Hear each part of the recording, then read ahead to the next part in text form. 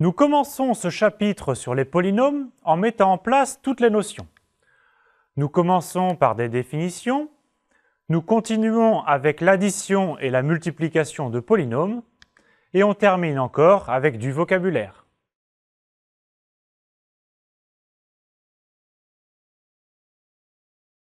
Les polynômes sont des objets très simples mais aux propriétés extrêmement riches. Vous savez déjà résoudre les équations de degré 2. ax2 plus bx plus c est égal à 0.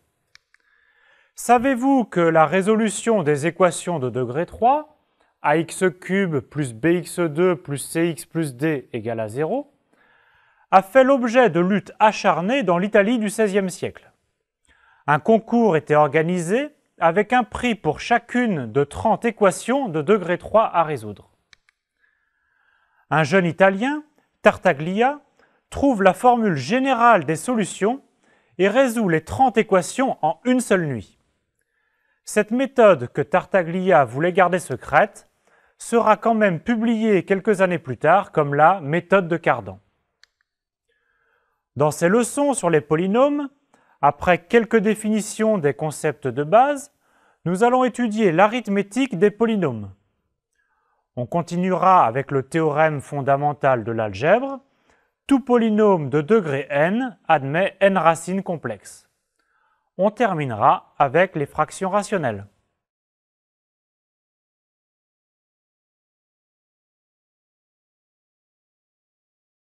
Un polynôme est une expression de la forme p de x égale à a0 plus a1 fois x plus a2 fois x au carré, etc., plus a indice n-1 x à la puissance n-1, plus a indice n x à la puissance n. Où a0, a1, etc. jusqu'à a indice n sont des éléments d'un corps K, C à I sont les coefficients du polynôme. Pour nous, le corps K sera soit Q, le corps des nombres rationnels, soit R, le corps des nombres réels, ou C, le corps des nombres complexes. Un polynôme important est le polynôme nul. C'est le polynôme dont tous les coefficients sont nuls. On le note 0. Enfin, K crochet x désigne l'ensemble de tous les polynômes P de x.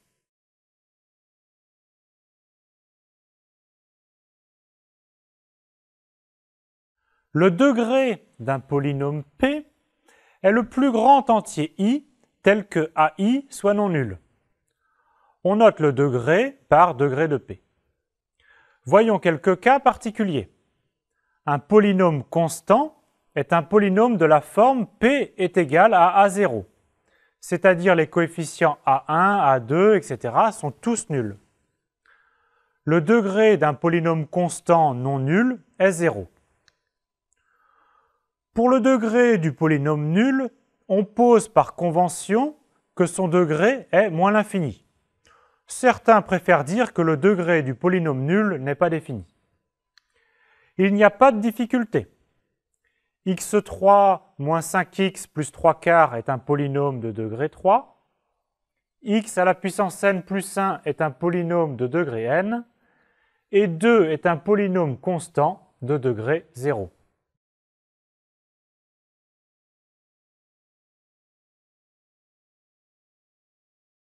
Partant d'un polynôme P et d'un polynôme Q, on dit que le polynôme P égale le polynôme Q s'ils ont les mêmes coefficients, c'est-à-dire A0 égale B0, A1 égale B1, A2 égale B2, etc. Repartant de deux polynômes P et Q, la somme P plus Q est un polynôme. Le ième coefficient de P plus Q s'obtient en additionnant le ième coefficient de P plus le ième coefficient de Q. La définition de la multiplication est plus délicate. Partons d'un polynôme P de degré n avec des coefficients AI et d'un polynôme Q de degré m avec des coefficients BJ. Alors, P fois Q est par définition le polynôme dont les coefficients sont les CK, pour k variant de 0 à n plus m.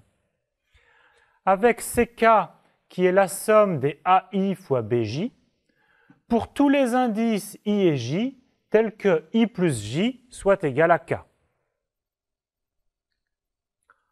On termine par la multiplication d'un polynôme P par un nombre lambda. Lambda fois P est le polynôme dont le ième coefficient est lambda fois AI.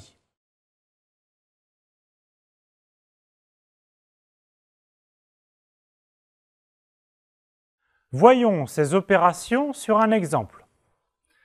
La somme de P plus Q se calcule ainsi.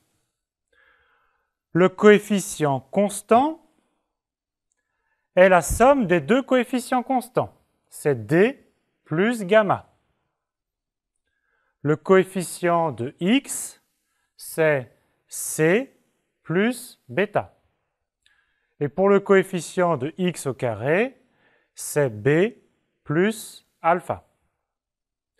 Pour le coefficient de X au cube, c'est seulement A, car le coefficient de X cube de Q est nul. Passons à la multiplication.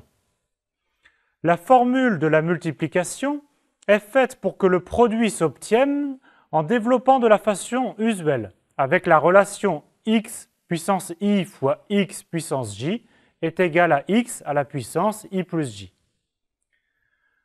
Par exemple, comment calcule-t-on le coefficient de x cube pour ce polynôme? Pour arriver au degré 3, on peut faire 3 plus 0.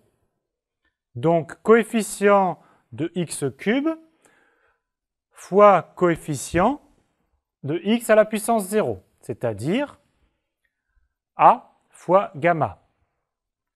On a aussi 2 plus 1 égale 3, donc b fois bêta. Et on a aussi 1 plus 2 qui fait 3, donc c fois alpha. On pourrait aussi faire 0 plus 3, mais comme le coefficient de x cube du polynôme q est nul, alors cela fait 0. Enfin, quand est-ce que p est égal à q? Il faut que les coefficients de p et q soient égaux. Donc p est égal à q si et seulement si d est égal à gamma, c est égal à bêta, b est égal à alpha, et enfin a est égal à 0.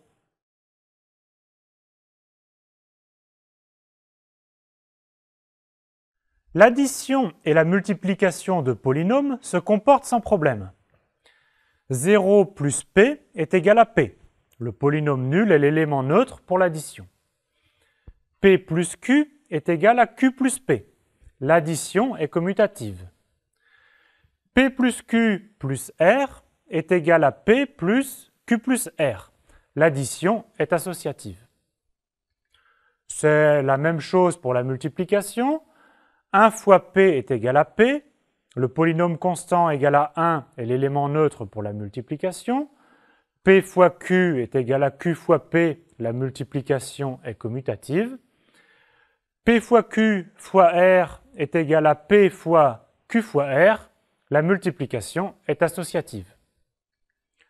Enfin, la multiplication est distributive vis-à-vis de l'addition. P fois q plus r est égal à P fois Q plus P fois R. Pour le degré, il faut faire attention. Le degré de P fois Q est égal au degré de P plus le degré de Q. Le degré d'un produit est la somme des degrés. Enfin, pour la somme, le degré de P plus Q est inférieur ou égal au maximum de degré de P, degré de Q. Attention, il n'y a pas toujours égalité, car le terme de plus haut degré de P peut s'annuler avec le terme de plus haut degré de Q. On note R indice n crochet x, l'ensemble des polynômes dont le degré est inférieur ou égal à n. Cette propriété assure que si P et Q sont dans R indice n crochet x, alors P plus Q est aussi dans R indice n, crochet X.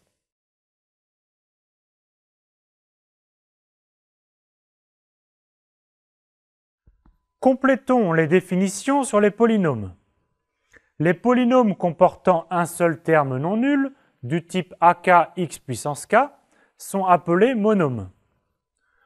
Tout polynôme est donc une somme finie de monômes. Considérons le polynôme P de la forme an fois x puissance n plus an-1 fois x à la puissance n-1, etc., qui est vraiment de degré n, c'est-à-dire que an est non nul.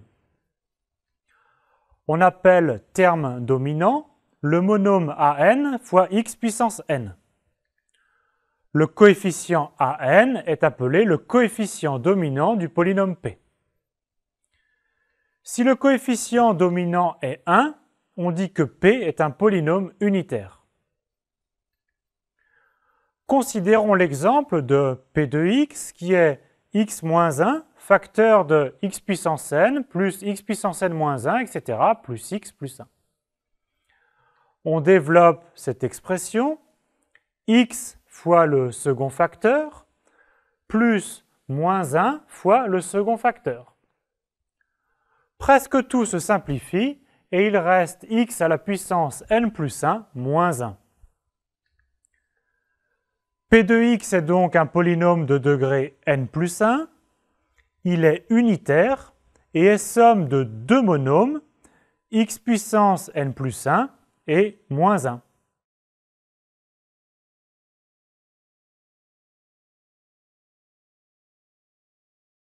Voici quelques exercices simples pour commencer.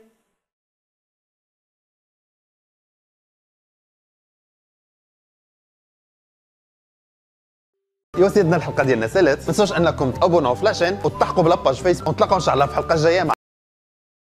Partagez avec les autres.